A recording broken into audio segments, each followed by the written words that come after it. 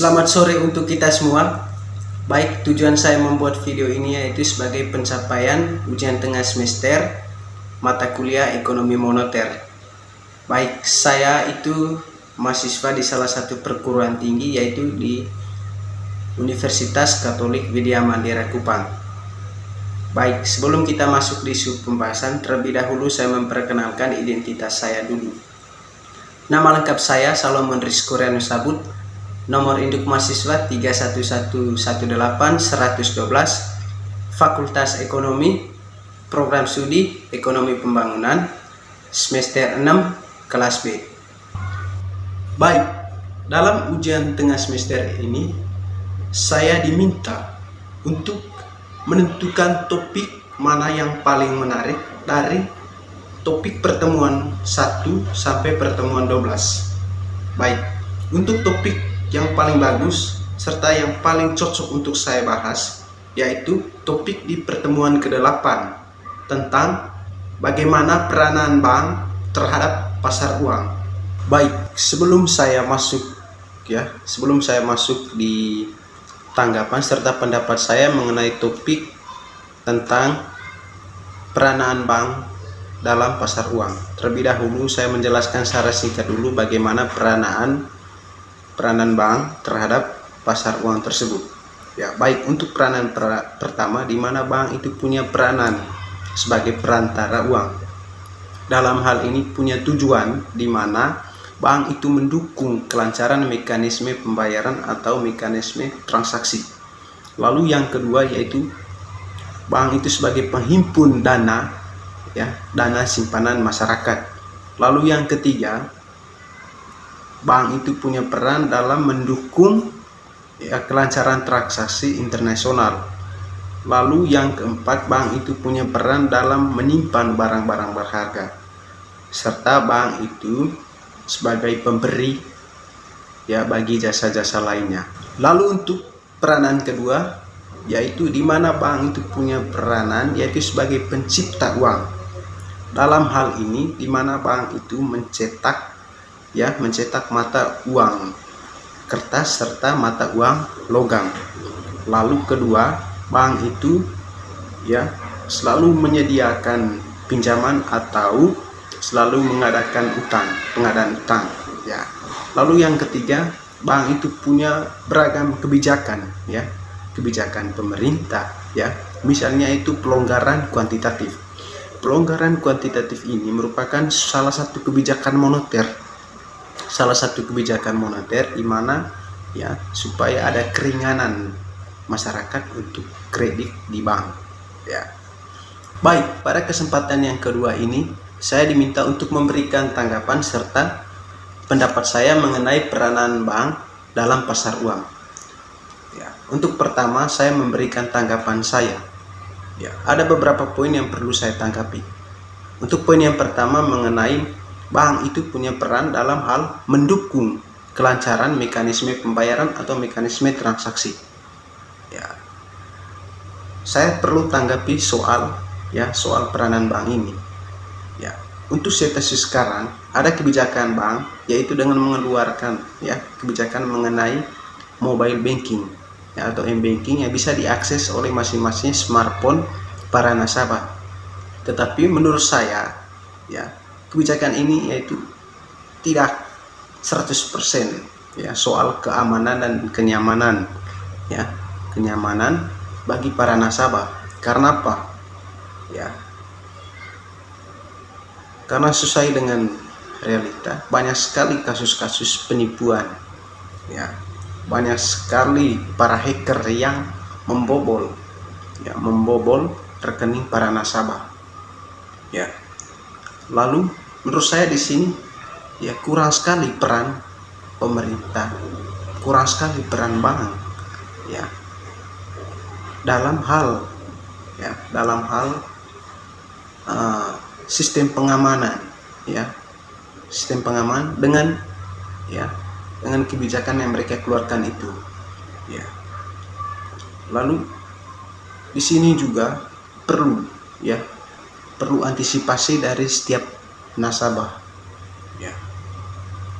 entah bagaimana para nasabah itu bisa mengatasi serta mencegah agar tidak adanya penipuan dari para hacker tersebut.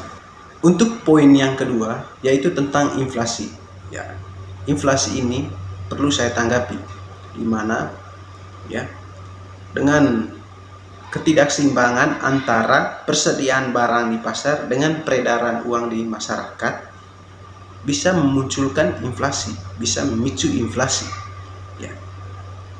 Kenapa? Menurut saya, ya, dengan ketidakseimbangan antara persediaan barang dengan peredaran uang, ya, yang lebih cepat bisa memunculkan inflasi. Ya. Inflasi ini terjadi ketika jumlah uang yang beredar itu lebih cepat dibandingkan dengan persediaan barang yang dijual di pasaran. Ya. Misalnya masyarakat itu cenderung sekali memiliki banyak uang, ya, maka dari situ permintaan barang juga akan naik. Ya. Permintaan barang juga akan naik. Ya. Namun kenaikan permintaan barang tersebut ya tidak diiringi dengan kenaikan jumlah barang yang tersedia di pasaran. Ya, akibatnya harga barang yang ada di pasaran itu juga mengalami kenaikan. Ya, itu menurut saya. Baik, pada poin yang ketiga ini saya perlu menanggapi bagaimana peranan bank dalam pasar uang. Ya, menurut saya di mana peranan bank dalam pasar uang belum stabil. Karena apa? Masih ada masalah mengenai kurs rupiah itu melemah. Mengapa saya menanggapi soal ini? Karena ini masih berkaitan dengan peranan bank dalam pasar uang. Ya, ini disebabkan karena apa? Karena adanya ketidakseimbangan antara permintaan dengan penawaran. Ya, serta adanya sikap produsen dengan konsumen yang sikapnya itu konsumtif atau lebih memilih produk atau barang di luar negeri ketimbang dengan barang yang ada di dalam negeri. Ya, ini juga bisa berpengaruh ya dengan nilai mata uang rupiah. Ya, baik. Bagaimana Bank Sentral atau Bank Indonesia menanggapi persoalan ini serta bagaimana produsen atau konsumen supaya tidak selalu bersikap konsumtif dalam hal memilih produk atau barang. Baik, pada kesempatan yang ketiga ini saya diminta untuk memberikan pendapat saya mengenai masalah-masalah yang saya sudah tanggapi di atas tadi. Untuk masalah yang pertama yaitu di mana bank mengeluarkan kebijakan, di mana kebijakan ini bank ya mengeluarkan media pelayanan untuk melakukan transaksi. Media tersebut yaitu mobile banking atau e-banking, di mana media ini tidak luput dari kejahatan cybercrime atau kasus penipuan yang dilakukan oleh para hacker, di mana mereka berusaha untuk membobol rekening para nasabah. Ya, di sini bank punya peran yang sangat penting ya untuk mencegah masalah tersebut. Ya, di mana bank perlu mengeluarkan kebijakan yang di mana sistem pengamanannya itu 100% menjamin ya supaya bisa meyakinkan para nasabah untuk melakukan transaksi. Lalu bagaimana para nasabah sendiri? Ya, cukup sederhana saja, di mana para nasabah perlu ya melakukan tindakan preventif supaya hal-hal yang tidak diinginkan itu terjadi. Lalu para nasabah juga perlu yang menjaga data kerahasiaan perbankan serta data kerahasiaan pribadi. Lalu para nasabah juga perlu peka dengan situasi-situasi darurat ya, seperti situasi yang mencurigakan yang menyuruh kita untuk melakukan transaksi. Ya. Baik. Untuk pendapat saya yang ketiga ini yaitu di mana saya memberikan pendapat mengenai masalah yang saya sudah tanggapi, yaitu masalah inflasi. Di mana inflasi ini terjadi ketika adanya ketidakseimbangan antara peredaran uang dengan persediaan barang di pasaran. Ya. Lalu menurut saya peran bank di sini sangat penting, di mana bank cukup mengeluarkan kebijakan seperti kebijakan moneter, kebijakan fiskal, dan kebijakan lain-lainnya. Ya, untuk kebijakan moneter sendiri yaitu misalnya bank mengeluarkan kebijakan persediaan kas. Ya, kebijakan ini bank ya menetapkan persediaan kas yang beredar dan menetapkan persediaan uang kas pada bank-bank tertentu. Ya, misalnya bank umum atau bank lainnya. Ya, untuk kedua yaitu kebijakan diskonto, di mana bank cukup menaikkan nilai suku bunga. Lalu untuk yang ketiga yaitu kebijakan operasi pasar terbuka. Ya, peran bank sentral atau Bank Indonesia itu dengan mengurangi jumlah uang yang beredar dengan cara menjual surat-surat berharga, ya, seperti surat utang negara atau yang disingkat dengan SUN, lalu sertifikat Bank Indonesia atau disingkat dengan SBI, dan surat berharga pasar uang atau SBPU, serta sertifikat deposito. Ya. Untuk kebijakan fiskal sendiri, ya, Bank Indonesia cukup menghemat, ya, pengeluaran pemerintah, ya, dengan cara mengurangi pengeluaran sehingga permintaan akan barang dan jasa berkurang yang pada akhirnya dapat menurunkan harga. Lalu kebijakan fiskal untuk menaik tarif pajak, ya, untuk menekan lajunya inflasi, pemerintah, ya, bisa menaikkan tarif pajak. Ya, naiknya tarif pajak ini, ya, misalnya untuk rumah tangga atau perusahaan akan mengurangi, ya, tingkat konsumsi.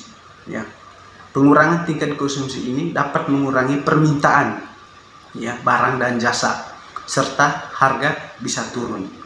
Lalu untuk kebijakan lainnya seperti meningkatkan produksi atau menambah jumlah barang di pasar. Ya. Untuk menambah jumlah barang di pasar, pemerintah dapat mengeluarkan, ya, perintah untuk meningkatkan produksi. Hal ini dapat ditempuh dengan memberikan premi atau subsidi pada perusahaan yang dapat memenuhi target tertentu. Ya. Pendapat yang ketiga ini, di mana saya akan memberikan pendapat mengenai masalah yang saya sudah tanggapi, yaitu tentang ketidakstabilan kurs rupiah, karena disebabkan adanya ketidakseimbangan antara permintaan dan penawaran, ya, dalam transaksi pasar valuta asing, serta adanya sikap produsen atau konsumen yang konsumtif atau lebih memilih produk atau barang di luar negeri ketimbang barang yang ada di dalam negeri. Ya. Di sini peran Bank Indonesia atau Bank Sentral untuk, ya, menjaga kestabilan antara permintaan dan penawaran supaya tetap seimbang, di mana Bank Sentral atau Bank Indonesia cukup mengeluarkan kebijakan moneter, di mana kebijakan ini merupakan kebijakan tunggal dari Bank Sentral atau Bank Indonesia itu sendiri. Ya, di mana kebijakan moneter itu seperti, ya, mengeluarkan kebijakan operasi pasar terbuka, di mana kebijakan ini Bank Sentral melakukan jual beli surat-surat berharga dalam jangka pendek. Lalu yang kedua yaitu Bank Sentral cukup mengeluarkan kebijakan yaitu giro wajib minimum, di mana giro wajib minimum ini Bank Sentral punya ketentuan untuk mewajibkan bank-bank untuk memelihara sejumlah alat-alat likuiditas, ya, dan persentase likuiditas tersebut. Lalu yang ketiga yaitu misalnya fasilitas diskonto. Ya, fasilitas diskonto ini yaitu kredit yang diberikan oleh Bank Sentral kepada bank lain dalam rangka mengatasi kesulitan likuiditas yang disebabkan oleh adanya ketidaksesuaian, ya, ketidaksesuaian pengelolaan dana yang bersifat sementara. Ya. Lalu bagaimana sikap produsen atau konsumen supaya tidak konsumtif, ya, supaya tidak memilih barang atau produk di luar negeri ketimbang barang yang ada di dalam negeri. Ya. Produsen atau konsumen cukup ada rasa memiliki terhadap negaranya sendiri, ya, dimana walaupun, ya, barang yang ada di dalam negeri itu kurang berkualitas, tetapi kita punya rasa memiliki, ya, rasa memiliki bahwa barang yang ada di dalam negeri itu, ya, bisa, ya, menjaga stabilnya nilai kurs, ya, nilai kurs mata uang rupiah di Indonesia agar tidak terjadinya, ya, nilai kurs melemah, ya, supaya stabilitas keuangan di Indonesia itu tetap stabil, ya, tetap aman. Baik, sekian video singkat saya mengenai tanggapan serta pendapat saya tentang topik, ya, bagaimana peranaan bank dalam pasar uang. Ya, oleh karena itu saya minta maaf kepada Ibu jika ada kata-kata yang kurang, ya, atau kata-kata yang tidak sesuai dengan topik, ya saya minta maaf. Ya, itu merupakan kekurangan saya. Oleh karena itu, untuk mengisi kekurangan itu, saya minta masukan dari Ibu untuk memperbaiki kesalahan saya tersebut. Ya, yang pada intinya itu pesan saya yaitu semoga ini bermanfaat bagi saya pribadi serta bagi teman-teman yang ingin menambah wawasan tentang bagaimana peranaan bank dalam pasar uang serta ya bagaimana masalah-masalah yang dihadapi oleh lembaga perbankan. Sekian dan terima kasih.